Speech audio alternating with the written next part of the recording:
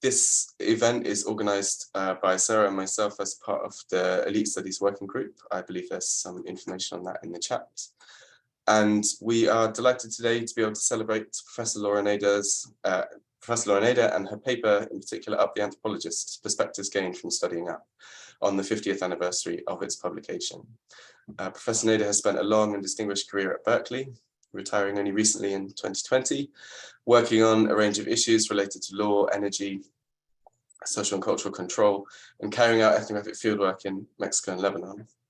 It was in dialogue with her undergraduate anthropology students at Berkeley that she wrote Up the Anthropologist, which was published in 1972. Drawing in part from their experiences carrying out dissertation research into topics such as the California insurance industry and the Better Business Bureau. In that paper, Professor Nader highlighted how indignation could have an energizing effect for those who wanted to understand the institutions that shaped life in the then US. Asking questions like, why are some so rich? How do banks and insurance firms redline urban areas and starve neighborhoods of credit along racialized lines? How can we study the lobbying influence of law firm alumni when they don't want to be studied? How can access be negotiated to middle class and upper class settings? And how do inverted power relations and fieldwork shape anthropologists' findings and theorizing?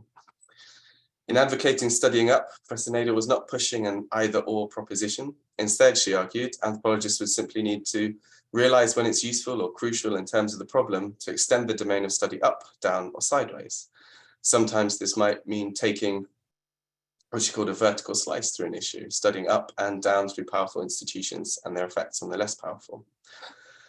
But still, the case for a reinvented anthropology that would study, quoting from the paper, the colonizers rather than the colonized, the culture of power rather than the culture of the powerless, the culture of affluence rather than the culture of poverty, was compelling. As the late Bernard Mugabane wrote around the same time that Up the Anthropologist appeared in print, the truly comprehensive understanding of social forces in a process of social change requires more than an analysis of victims of oppression. It requires also the study of the system of domination itself. And this is, of course, as true today as it ever was. We have seen over the last 50 years a slow trickle of interest in studying up in anthropology and across the social sciences, with interest in studying up and in this sort of emerging domain of elite studies intensifying, especially since the 2008 financial crisis. Professor Nader's Up the Anthropologist paper has been an implicit or explicit reference point for many of those who have carried out work that is in some way involving studying up. And yet, as she wrote in Up the Anthropologist, studying up raises questions about access, method, ethics, and attitude, questions that have still not been settled today. Not everyone who studies up does so with an eye on challenging systems of domination, or with full openness about whether they are, in Prof. Nader's words, one of the wealthy anthropologists who would presumably have access up. There is debate among those who study up over whether ethics codes developed with less powerful research participants in mind should be adhered to, abandoned, or modified to accommodate elite research participants. And studying up can sometimes require navigating complex spatial, racial, gendered, and class inequalities when, for instance, engaging with professional elites working in the global south. So these are still very much live issues. And alongside Professor Nader, today we'll be hearing from three other social scientists who have been engaged with some of these questions in relation to studying up in their own work. So we will hear from Dr. Pere Ayling, senior lecturer at the University of Suffolk, whose research focuses on how class, gender, race and disability intersect to produce privilege and inequality in education, in particular focusing on how elite Nigerian parents reproduce class position by choosing to educate their children in white schools, and on the ethical issues that are involved in this kind of studying up. We'll also hear from Prof. Rachel Sherman, the Michael E. Gilbert Professor and Chair of Sociology at the New School, who writes on the lived experience of privilege among wealthy and affluent New York parents, and whose current book project, Class Traitors, explores the world of wealthy progressives who are challenging unequal social systems that have enabled their wealth. And we'll also hear from Professor Sanjukta Mukherjee, Associate Professor and Director of the Women's and Gender Studies graduate program at DePaul, whose work focuses on the politics of class, caste, and age in the context of neoliberal globalization's intersection of urban transformation in the cities of the global south. And this has included ethnographic work exploring the impact of India's technology boom on the lives and livelihoods of low-wage service workers. So we're in for a treat. Some really fascinating research that will be drawn on. And I'm sure we're all really excited to hear from Professor Laura Nader as well on this anniversary of her paper. Sarah, would you want to add any words to that or introduce yourself? No, just to say thanks everyone for joining us today. It's really exciting to see such a fantastic turnout to this event. And I think we're in for a treat with 4 amazing speakers. I have posted in the chat a little bit of information about the Elite Studies Working Group, which Paul and I are part of and which is organizing this event. There's a couple of more events coming up next term, which we'll announce on the website and on Twitter. And there's also a mailing list for elite researchers to join if you're interested. And these are really just, resources for the community, so to speak, to be in touch. And that's it. Thanks so much, Paul, for the introduction. And I'll get back to you. So I think it's probably time for me to hand over for the next 20 or so minutes to hear from Professor Laura Nader herself. I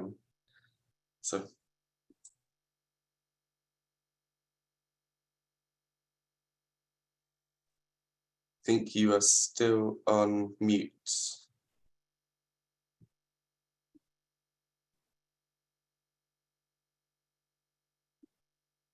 Laura, you're muted.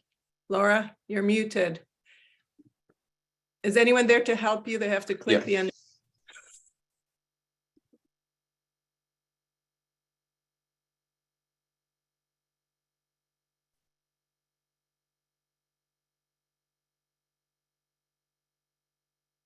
Yes, you are still muted, I'm afraid. Sorry about that. I don't know if I can unmute her, but I'm trying.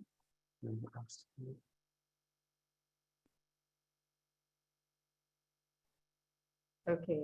There we go. Can you hear it now? Can you hear me? Yes, we can hear you. First, I want to show my appreciation to Paul and Sarah for doing this. It brought back so many memories of what was going on at the time. So thank you both for doing it and for those who are participating.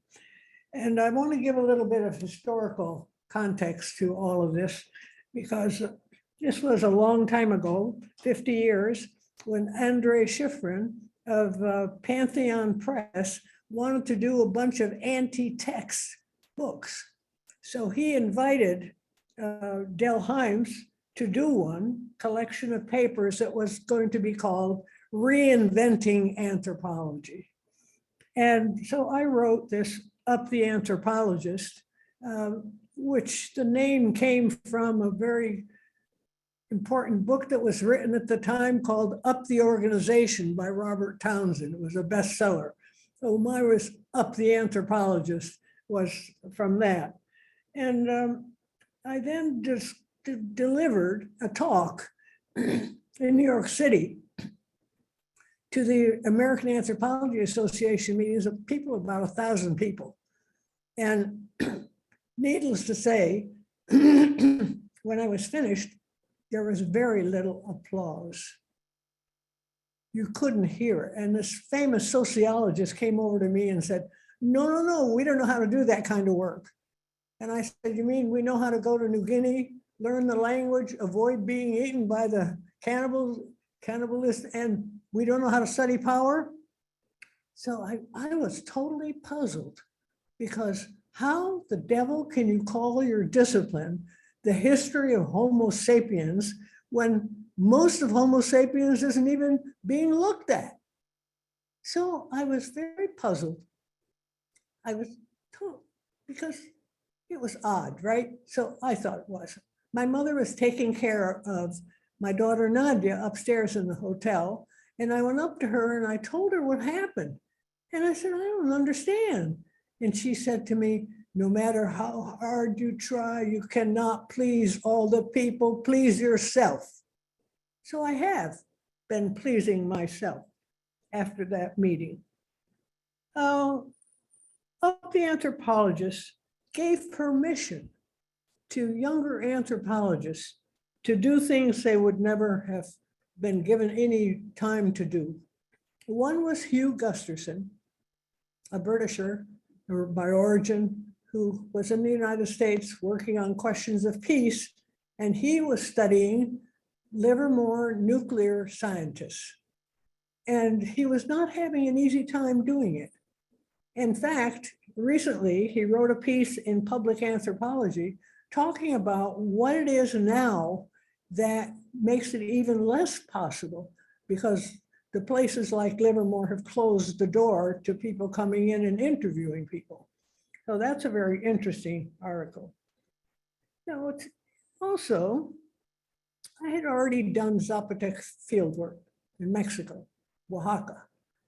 I spent several summers and years doing that work, but then I moved on, especially after doing this study of Up. And I then moved on to barriers to thinking new about energy. I was studying physics. I spoke at Los Alamos in Southwest about this. They invited me. And many physicists agreed with the arguments that I was making. But I went on from there. And I studied lawyers.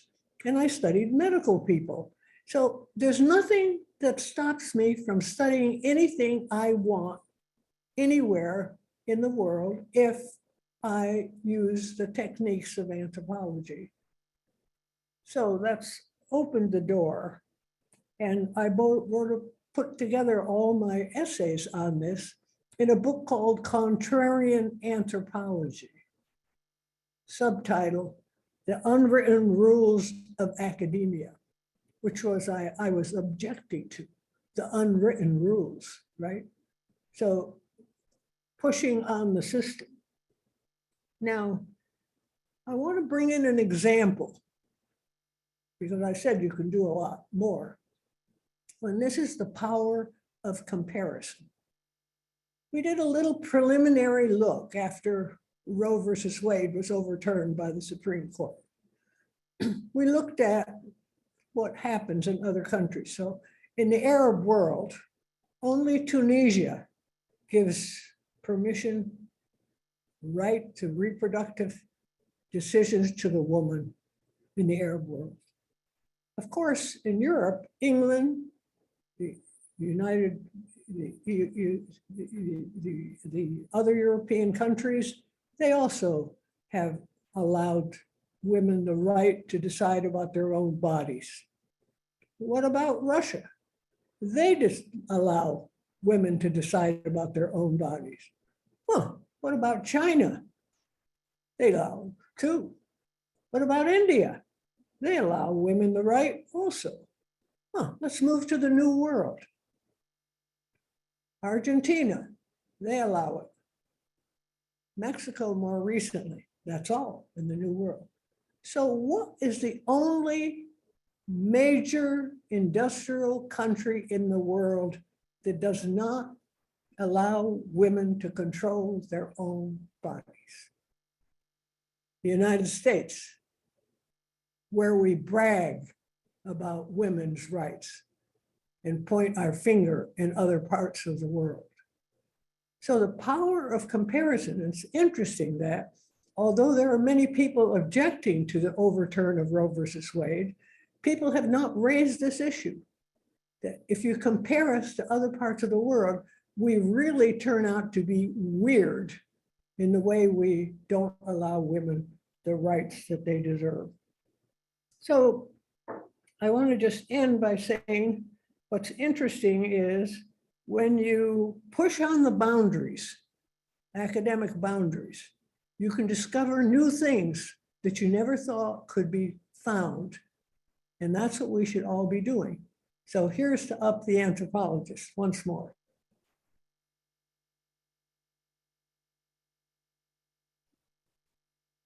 Brilliant. Thank you so much, Laura.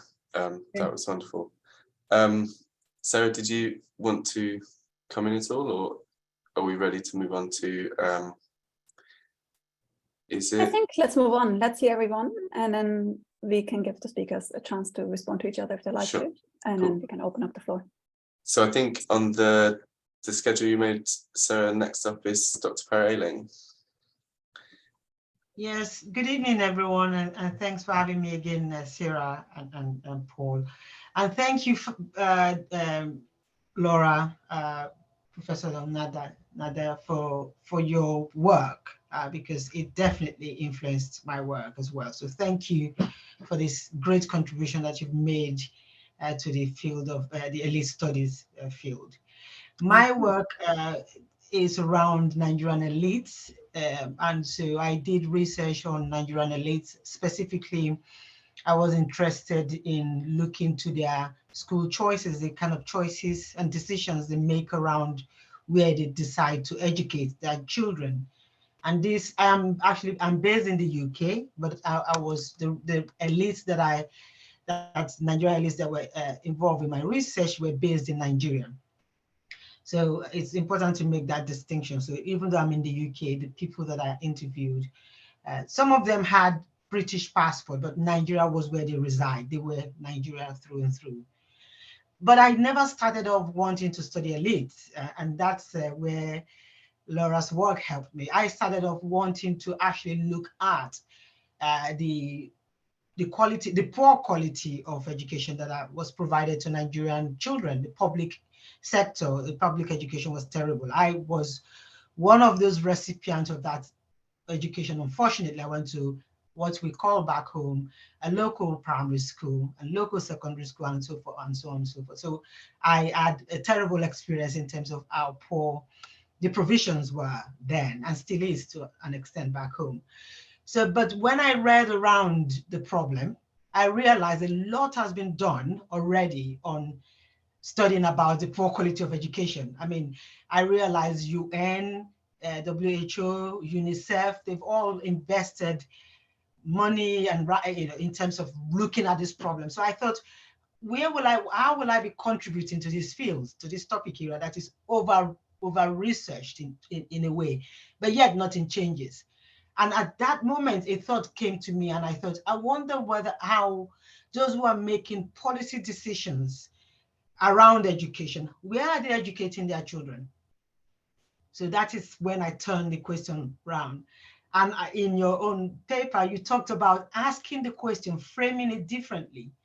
And because when you do the same question, I was still interested in education and the quality, but instead of studying down, I thought, let's look at the elites and get to, that is how I ended up looking at elites. And so here I am looking at elites. And there's a lot to talk about in terms of my research and what I found, but what I plan to talk about today is about the difficulties I had accessing this elite group. And I'm sure most of you who study elite will perhaps be in the same situation. But also, Laura, you also, in that your paper, you've talked about the access. One of your students mentioned access as the reason why it's difficult to study elites. And I liked your response, I read and your response, because we can, if you find creative ways of actually accessing them. And interestingly, I thought, reading the text before I went to do my field work, text around accessing participants, text around and literature around going into the field and how to gain access and all of that. As most of you will realize, very little is written about accessing elite. There is a lot around kind of generic information about accessing fields. But I was able to use kind of third parties to send my research information sheet back to Nigeria. I use family and friends to just give it to people. And I also accessed the elite through elite schools, because I also went to schools, private boarding schools in the UK who have Nigerian children in their schools. So I went to them and I said, can you help, advertise my research with your parents and see who will come in, who will take part. And two schools did that for me. And I also asked British schools in Nigeria, because there are British schools in Nigeria, private schools. And I asked those schools too, and so, one or two of them also helped me. But the difficulty and the main challenge came when I got a handful, like 3 people parents saying yes to the teachers and the head teachers, and informed me that you've got these two, that this parent that are happy to. And one of the parents that I interviewed, the first parent I interviewed, she was visiting her child, her daughter in England, because they had a half term, so she came to visit. And when I got to this part of London that I've never been, even though at that point in time I've been living in England for many years, or for a few years, and it was, you know, what I think is Knightsbridge, very, very, very posh area. And by the time I got to the apartment, it was an apartment, but you know, I got there. There was a porter, somebody, you know, opened the door of the entrance to the flats, and I was asked to wait. I sat there, and they had to call through and ask if they were expecting me. And I think the lady said yes. So, and he turned to me and said, "You will be." They will send somebody to come and pick you. So I sat there for about 20, 30 minutes. I can't remember, but a long time. And finally, a Filipino woman came. And later on, I realized that she was their help or something, came down and said, "Madam will see you now." So I was let in, I was taken into the lift, and I suddenly saw myself in the apartment. I went in and I was asked to sit. I sat down and waited for another 10 minutes before this Nigerian mother came out from, you know, and when she came, she sat on the arm of a chair and just said, how can I help you?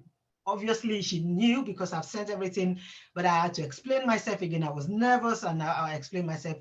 And she says, "So what do you want to ask?" And I just said, my research is about, I just want to understand why you made a choice to send your child. These are children who are coming as primary school children to British private school here. And our answers, our response were very monotonous, very one sentence, one word.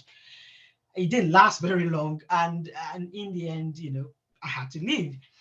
But anyway, by the second or third interview, but those two were in Nigeria, I realized at the end of one of the interview, again, very short, maybe 10, 15, you know, very short. And as I said, "Thank you, ma." And she said, "Right, where did you study again?" And I said, "Oh, I did my first degree in the UK." She said, "You mean you're a graduate, you graduated from a British university?" I said, "Yes, ma," because Nigeria, respect is very big. So I said, "Yes, ma." And she said, "Oh, so you're doing, you know, your PhD in England?" I said, "Yes." I'm thinking, but I've sent all this information, but obviously they don't care to read it. And I said, "By the way, I'm also a lecturer in a university in the UK." She said, "So you're a British scholar?" I said, I don't know what she meant, but I said yes. And it changed. Bearing in mind, the interview itself was like 15 minutes. She was talking more freely for another 10 minutes, but not about my question, just chatting about British schools and more, talking more. By that time, you know, so I realized that actually, I think being a British scholar will get me more of them to open up, because getting access is one thing. Getting them to kind of trust you and also respect you is when you get the data, when the talk flows. So afterwards, subsequently, whenever I go into the interview, I tell them, "Oh, this story, oh, I'm a British," and it changes everything.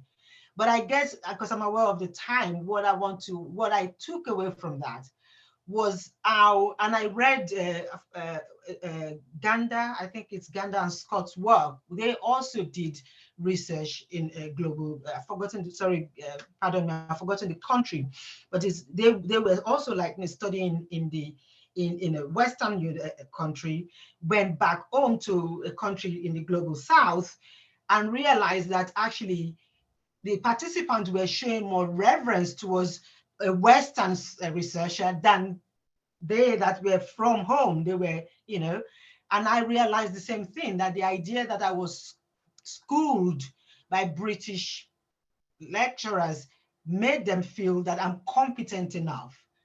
And I used that identity or positionality to call it, And I used it to get my way into that, and they were very willing to listen to me. But I was uncomfortable with that identity, however, because I was aware of how the meaning behind it.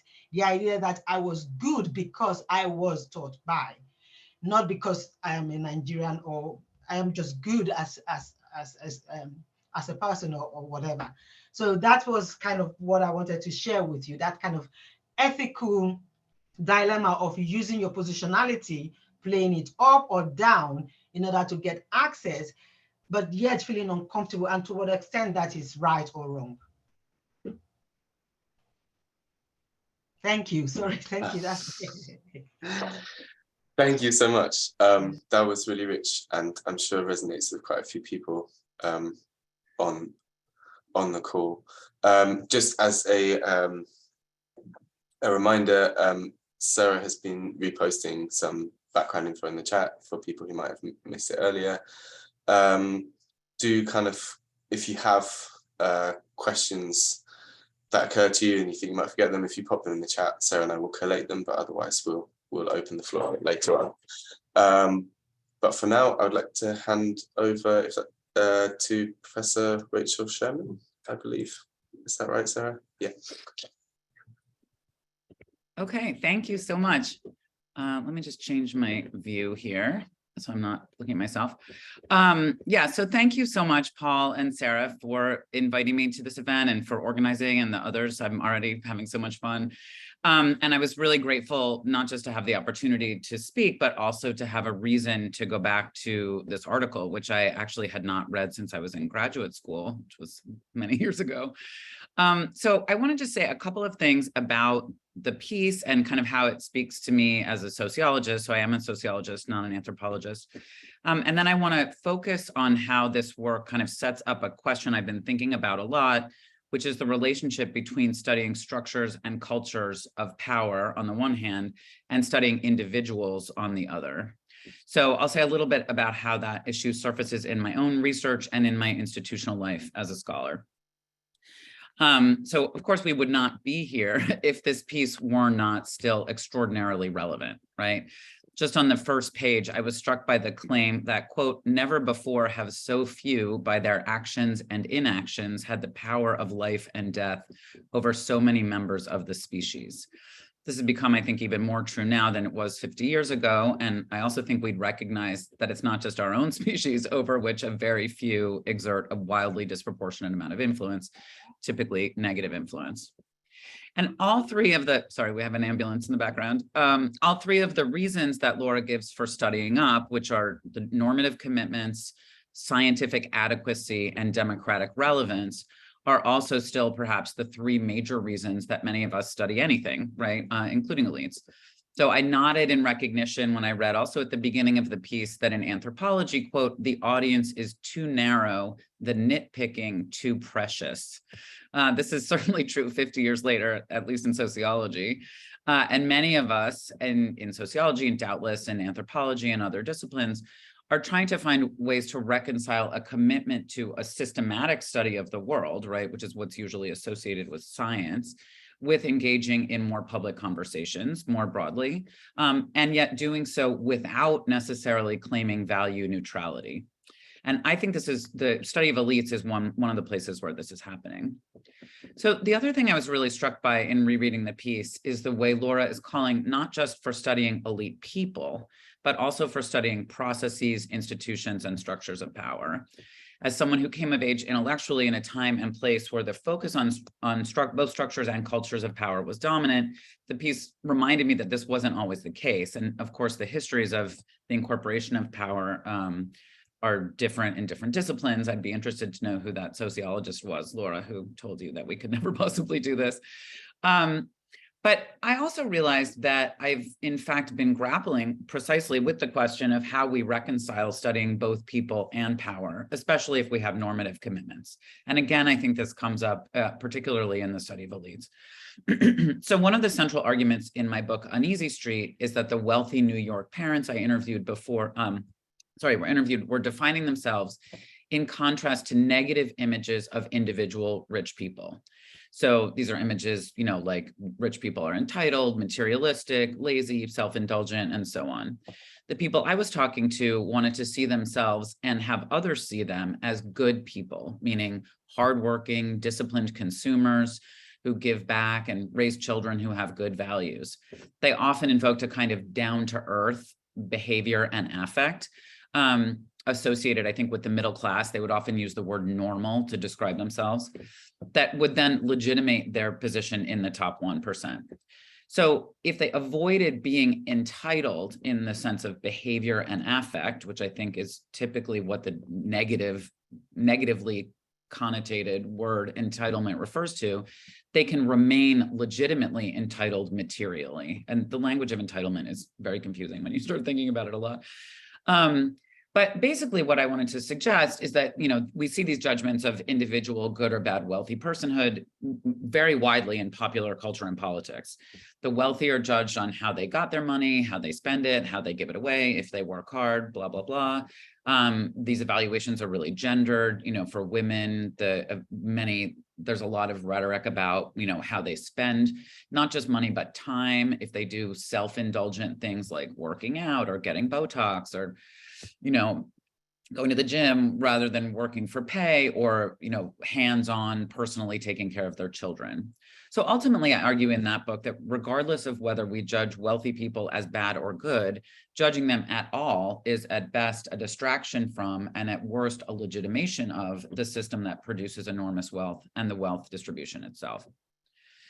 So that's one way in which the kind of, the individual is connected to this cultural, structural, whatever we want to call it, more macro thing.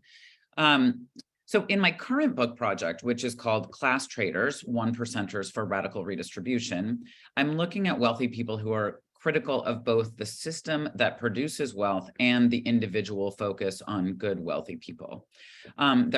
These are rich activists who push for significant systemic redistribution by advocating higher taxes on the rich, giving away large proportions of their assets, pursuing social justice philanthropy rather than traditional class reproductive philanthropy, people who give up control of their money to non-wealthy people, and who invest their assets in solidarity economies, so local efforts like cooperatives and community loan funds, and often take their own assets off of Wall Street. So I was happy to see in rereading the piece that one of the hypothetical questions that Laura poses is, how on earth would a social scientist explain the hoarding patterns of the American rich and middle class? I've come to see that looking at a few rich people, the extreme minority of rich people who are trying not to hoard wealth, actually illuminates the reasons that most rich people do so. And the answer, as I see it very broadly, is that accumulation, also known as hoarding, is at the core of how Americans, and perhaps especially wealthy Americans, are socialized to be successful and morally worthy. So accumulation is the foundation of successful manhood, successful parenthood, and kind of successfully taking responsibility for future generations of one's family. This idea is also deeply embedded in institutions of financial management, estate planning, and even conventional philanthropy, that accumulation is still always the goal. So I don't have time to talk about the specifics of this, but I'm describing it because this project is also trying to move away from individual judgments of wealthy people as greedy or self-centered or whatever, toward the cultural and economic discourses and institutions that shape their affects and their actions. This is not to say, of course, that individual wealthy people are not greedy or unfeeling or lazy or whatever. Of course, that's sometimes true. But my goal is to shift focus to the contexts that shape individuals. I'm not normatively justifying hoarding or other actions that wealthy people take, although I'm sometimes read as doing that. I'm just trying to explain these, right, rather than sort of automatically attribute them to moral failing. So what's interesting about this is I think this is a stance that's deeply taken for granted among scholars who study people who are not elite, or just in general among scholars about people who are not elite. Social scientists are always talking about the economic, political, and cultural contexts that shape the actions of poor and working class people, right? They're pushing back on dominant discourses of meritocracy and bootstrapping and the idea that if people are poor, it's their own fault. But in my experience, this really isn't, this is not true of wealthy and of scholars who study the wealthy or audiences that I've presented my own work to. And one thing I've really been struck by in talking about this work in academic communities is a kind of immediate skepticism about the motivations and actions of these wealthy radicals. So I'm always asked, but aren't these people just trying to get status from saying that they care about this? Or if they care so much, why don't they just give it all away? Now, we know giving money away is not necessarily a path to systemic social change, right? This is very clear in studies of traditional philanthropy. And in fact, it's quite complicated to think about how to use money to make social change, particularly if one of the things that you want to give up is your own power. So there's a lot to think about there. There's not a kind of obvious course of action. And then the idea of giving it all away seems to me to rest on a notion that self-sacrifice is the only way to prove moral integrity, right? It's the only way to prove like you really mean it if you're willing to kind of give up everything. And again, here, that kind of evaluation is focused on the integrity of individual people. So I think scholars would never say of poor people, right, something like, why don't they just get a job? Because we know all of the reasons that is a stupid thing to say, meaning that we know that poor people are products of their social and cultural environments. People who would never say that will react as if wealthy people were not similarly embedded in, produced by, constrained by social contexts. I've also seen a deep conflation of wealth itself with certain kinds of behavior. I was once told in a talk about my dissertation research on luxury hotels that if guests were nice to workers, so I had a whole theory about guests being nice to workers, which they were, these guests couldn't actually be rich. So like if you were nice to a worker, it would mean that you weren't rich. The definition of wealth is attached to assumptions about how wealthy people behave. And I think, part of the stance among academics, at least in the US context and perhaps in relatively elite institutions in the US, comes from ambivalence about our own wealth and social power as academics. I think that making individualized moral judgments of wealthy people is one way that academics deny their own position in structures of distribution of both economic and cultural capital because of their own normative commitment to being good people. Right? So many times we in academic communities think that rich people are bad. We want to be good people. We don't want to be rich. So when we think about studying up, we define up as much, much further up than we are, which allows us not to imagine ourselves as having any power. And this also contributes to the reproduction of the image of wealthy people as those who are actually the super wealthy billionaires, right? And I think there's a lot of lack of clarity about what we mean when we say elite or rich or wealthy or affluent or super rich or whatever. And a lot of times people are really talking about the 0.1%, the 0.01%. And, it's so interesting what Pere was just talking about in terms of access is to think about, why we're uncomfortable taking on a sort of privileged positionality. I mean, partly because it's gross that's how, in Pere's case, these wealthy parents, that's what signals to them that you're worthy, but it's also, these are aspects of our actual positionalities too, right? And then I think we ultimately just don't talk about stratification within academia, particularly about class, again, at least in the US context. And of course, not all academics are economically privileged, and our own disciplines and institutions are very stratified. And of course, there's a lot of cross-national variation.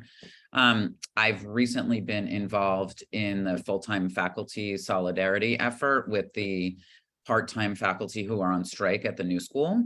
And this strike has highlighted enormous gaps between part-time and full-time faculty in our working conditions, our wages, and our job security, as well as the distance between all of us who are teachers, part-time and full-time, and the higher level administration, which financial and political differences. And so the struggle that was originally a struggle for a part-time faculty contract has become a struggle for power, I think, within the institution. And, I'll just give one example as a little opportunity to do some propaganda about this. The administration, which I would say has mishandled this whole situation from the beginning, has recently said that they're going to require full-time faculty to essentially sign an affidavit that we've been working, since many of us have essentially been on sympathy strike, And if we don't sign this form, they're going to stop paying our salaries and contributing to our health insurance, which in the US is a very big deal. It means we will not have health insurance, or we will have to pay like really a lot of money for it. But there's been a massive pushback on this tactic, as well as on another recent effort to hire strike breakers to do grading at the end of the semester, which is coming up.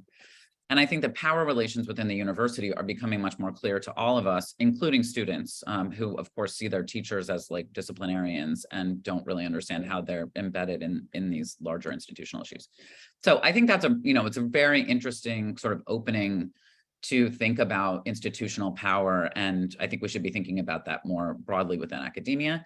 I'm going to put a link in the chat if people want to sign an academic boycott of the new school, which has, I think, about 800 signatures now. And anyway, I'm going to just conclude on that point by saying that those of us who want to study up, I think, need to pay more attention to the relationship between up and us if we're going to do that sort of conscientiously and well. And then also we need to think about not only who we are, but how we evaluate people that we imagine, usually do have more social power than we do. Thank you.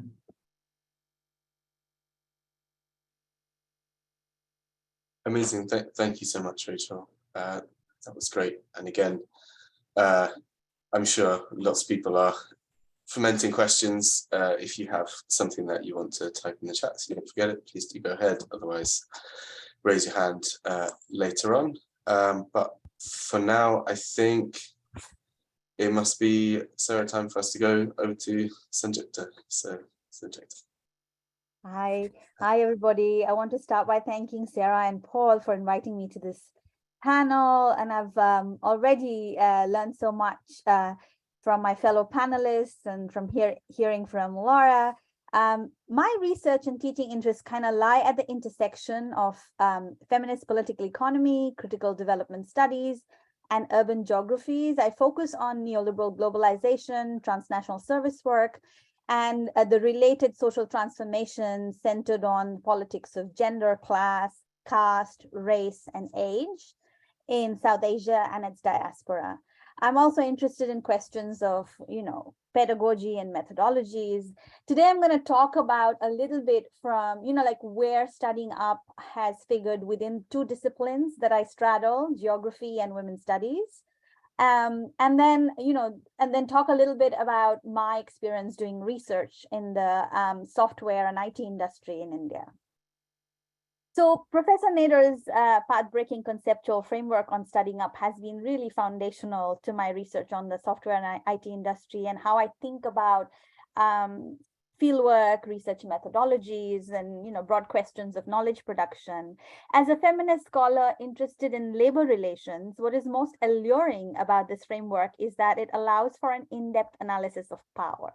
Right? It makes visible the often hidden policies, and under neoliberal constructs, deliberately hidden policies, right? Policies, processes, structures, attitudes, cultures, investments of institutions, bureaucracies, states, corporations, and other elite groups.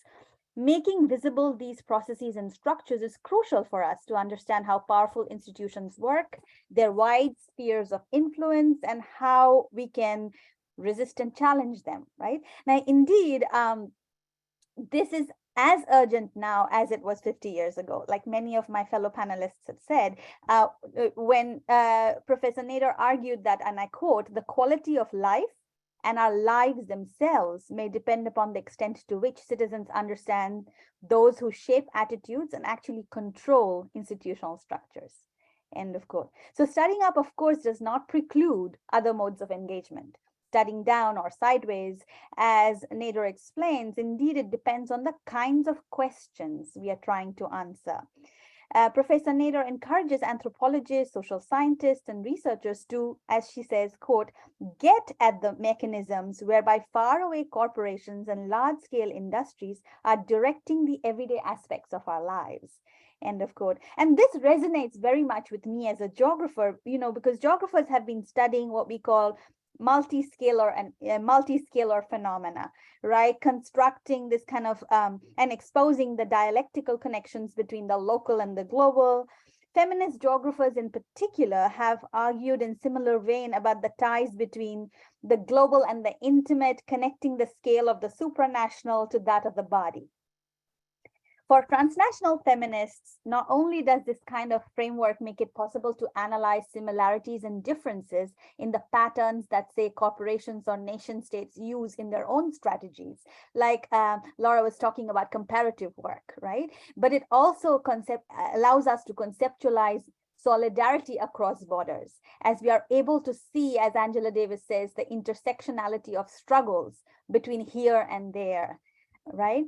Within geography, this has inspired fascinating research on, say, the gender division of labor in the merchant banking industry in London, Linda McDowell's work, analysis of state and institutions and infrastructures in relation to refugee resettlement and crisis in Canada, the work of Alison Mounts and Jennifer Heinemann, or even a broad-scale research on public-private partnerships in urban planning and infrastructure development in many parts of the world.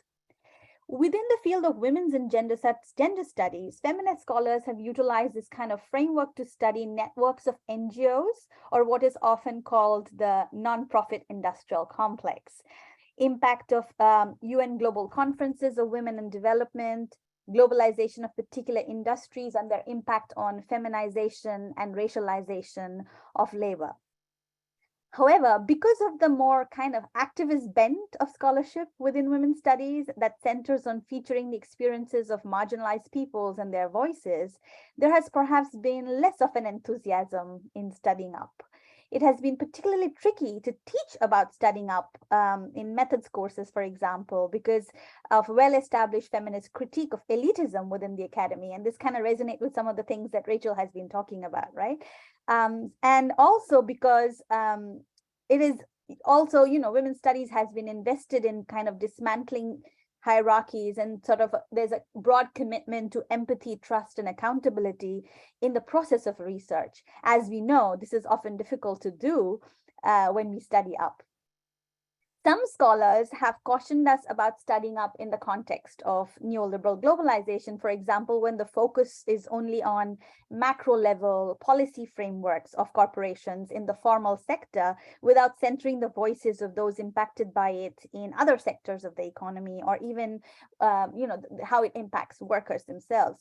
Carla Freeman, I think in early 2000s, wrote this article where she asks, is the global to local similar to masculine is to feminine, where she's basically talking about gendering of neoliberal globalization, how sometimes focus on the global or the macro is symbolic of a masculine focus on power that feminizes the local. Feminist geographers, right, like Richa Nagar, cautions us that focus on formal spaces and powerful institutions and corporations may sometimes prevent us from seeing the connections between spaces of production and spaces of social reproduction, right? The formal and informal sectors, the global and the intimate, the private and the public, these are things that feminists have been engaged in for a long time. But I think studying up can be actually really powerful, though, especially when we connect it and when we combine it with sort of like a mixed methods approach. So I draw a lot on like studying up with institutional ethnography. And what I find is that using these in combination helps us see that power hierarchies even exist within elite groups and within institutions, right? Or we've used multiple methods to explore not just the impact of institutions on everyday lives of workers, but also focus on making visible the efforts of the workers to navigate and resist these challenges. I'm going to end with two examples. The first one, both these examples are from my own research about both the challenges, but also the promise of studying up. Conflict in terms of access, differences of opinion or our own politics, our positionalities can be, I think, seen as methodologically useful because it signals something about the nature of the problem or the nature of the industry that we are actually studying.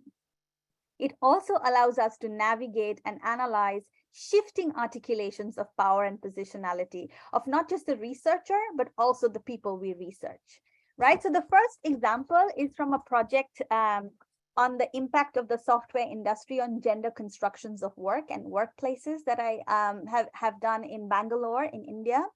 Now, of course, participant observation and establishing long-term connection and rapport was very difficult to set up, as the industry is bound by these contractual agreements with foreign clients, strict privacy laws and access protocols, which many of us have already talked about. But I want to talk about the fact that while access is a big issue, and this is something that Pere was also talking about, once you get access, there may be other challenges, right? So for me, navigating what I call a kind of a difference in politics or difference in opinions about this thing that we are studying, right? For example, in the software industry, in the context of it, I encountered several issues when I started to ask kind of tricky questions about trickle-down effect of this industry on the lives of people, right? Or when I started to ask policymakers and industry leaders about how they are not making policies around creating protections and protocol around women workers who are working night shifts in these organizations. And those are the moments where I kind of like hit almost like a roadblock when I started these interviews, because people didn't want to talk about it, or we engaged with it and I could sense some kind of tension, and I was like, oh, I'm alienating my informant, maybe I should stop. And in some cases they stopped and they, refused to continue with these interviews. And I of course, those are moments as a researcher, you're like in a bit of a crisis. Oh dear, what did I do wrong? And I should probably think about the questions I'm asking, how I'm asking them. But I also think later on, reading through those transcripts and thinking about it actually signals that instead of thinking of these moments or a discomfort or uncomfortable kind of situations as failures of research, reflecting on them may offer us useful insights about the nature of the industry and the contradictions of IT-led development in India itself, which is also a, very much a contested kind of program of development. So that's one example. The second one is in a more recent collaborative project focused on allied sectors like housekeeping, security, and driving that support the high-tech IT industry in Pune, in India, which is in the West Coast, close to Mumbai. My research collaborators and I realized that there were these self-employed subcontractors. These are the subcontractors who basically contract these services to the big IT corporations, right? We realized that it was very tricky to place these subcontractors as elites, right? We realized they occupy a rather tenuous position in relation to the IT industry, and we started to call them ambiguous elites. And we realized that their stories could not be captured within this kind of predominant discourse of haves and have-nots, or global capital exploiting workers in the global south. Not everyone in the industry, including these ambiguous elites, experience globalization in the same way.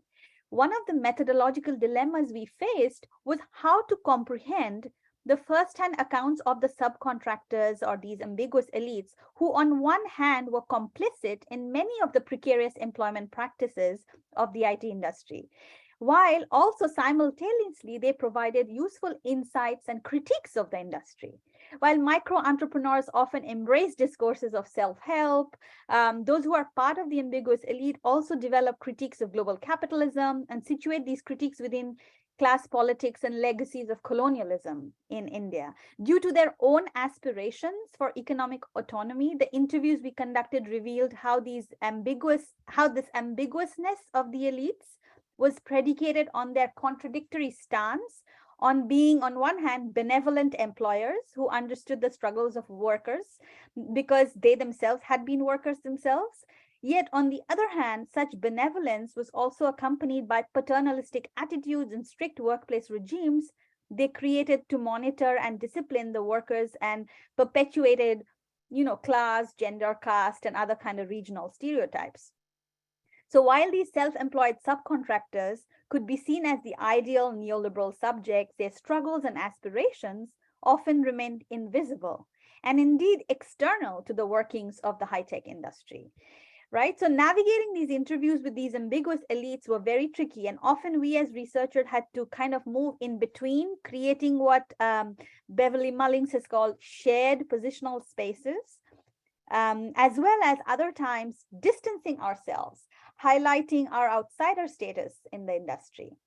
These methodological dilemmas and strategies have allowed for what I think is a much more kind of a nuanced understanding of studying up in the context of globalization, new ways of considering questions of positionality, reflexivity, opening up useful opportunities to explore these new contours of power and privilege across the globe, but particularly in the global South, where we see this kind of, huge boom in professional elites in these large private sectors that have emerged. So I'm going to stop here. There's so many things to discuss and so many questions that I think they overlap with my fellow panelists. But thank you again, and I look forward to the conversation.